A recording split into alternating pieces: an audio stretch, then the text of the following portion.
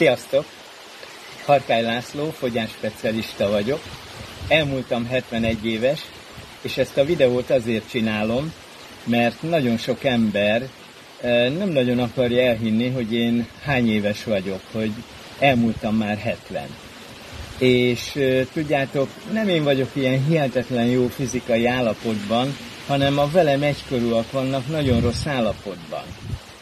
Van egy pár dolog, ami miatt ez megtörténik.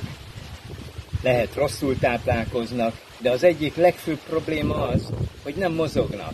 Nincs mozgás. Tudjátok, most vasárnap kora reggel van, felkeltem, és elindulok, és egy intenzív gyaloglást fogok csinálni. Ez nekem legkevesebb 35-45 perc.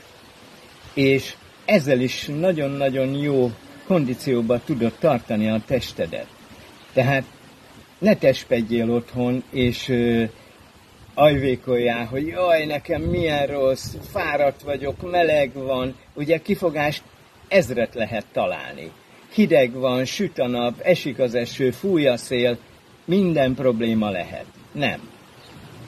A fejedbe döntsd el, hogy elindulsz és csinálod.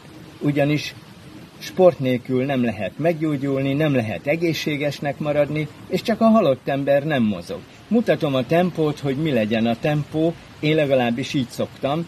Ha neked nem megy ez a tempó, akkor kezdj el úgy, ahogy neked jó, de valamit csináljál, oké? Na, mutatom a tempót.